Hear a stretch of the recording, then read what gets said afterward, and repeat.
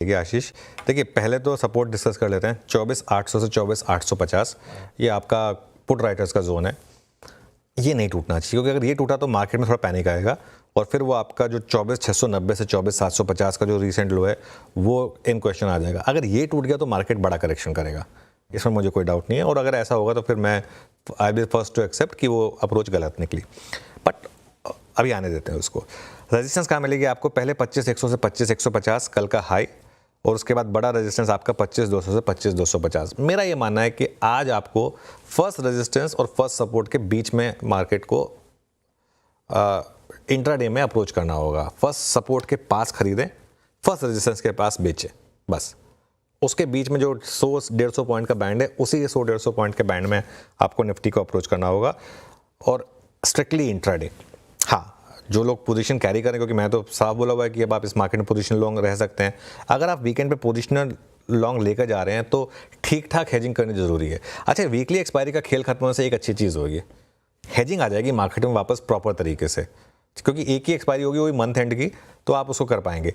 अच्छा, क्योंकि फ्राइडे है और अब निफ्टी की अगली वीकली एक्सपायरी थर्सडे को ही है, तो अगर आप पोजिशनल लॉन्ग कैरी कर रहे हैं तो दो चीज़ें करें। इंट्राडे में 24,700 का एक स्टॉप लॉस लगा लें, और अगर कैरी कर रहे हैं तो क्लोजिंग में आज क्लोजिंग में पुट ज़रूर खरीद कर जाएं, क्योंकि 4 दिन का टाइम है अभी आपके पास। तो मंडे को अगर आप आए और बहुत बड़ा गैप डाउन हुआ तो पुट आपको हेज कर लेगी। बहुत बड़ा गैप डाउन अगर नहीं हुआ तो पुट इतनी नहीं गिरेगी, क्योंकि उसमें टाइम वैल्यू रहेगी इसके लिए। तो इसके लिए उस तरीके से हेज करें।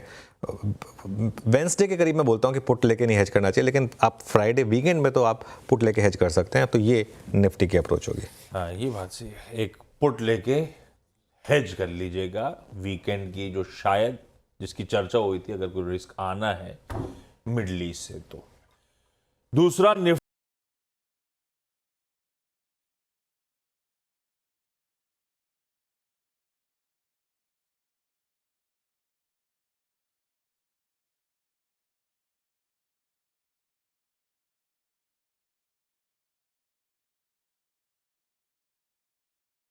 भरोसा बढ़ रहा है, और मैं ये बात कल भी कही थी आशीष की निफ्टी बैंक बेटर प्लेस्ड है। और वो आपने कहा था पॉलिसी के दिन वाला हाई एक बार निकला तो और मजबूती तूल पकड़ सकता है। हाँ, अभी निकला नहीं है वो, अभी नहीं निकला है, लेकिन पास पहुंचा। हाँ, लेकिन क्लोज अच्छी थी।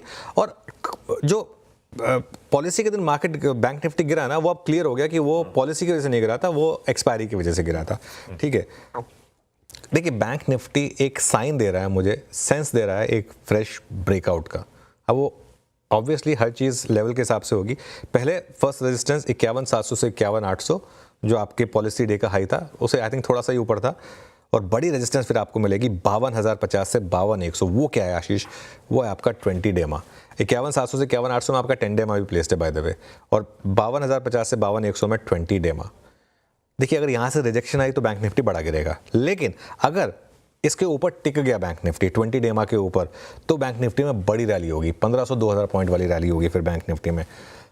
इस स्ट्रैटेजी के लिए आपको स्टॉप लॉसेस क्या रखने हैं, सपोर्ट क्या रखने हैं? पहला सपोर्ट आपका 51,000 से 51,100, वही 100 डेमा जिस पर बैंक निफ्टी बार बार रुक रहा है। कल का लो भी यहीं प्लेस था। उसके बाद 50,500 से 50,900 जो रिसेंट लो था। लॉन्ग रहें, और एक अब आपका नया स्टॉप लॉस होगा सिस्टम में। कल का लो 51,047, थोड़ा डीप है, लेकिन इस चीज़ को समझिए कि रैली भी फिर 2,000 पॉइंट की हम अप्रोच कर रहे हैं, तो स्टॉप लॉस आपको करीब 450-500 पॉइंट का रखना पड़ेगा बैंक निफ्टी में। परफेक्ट।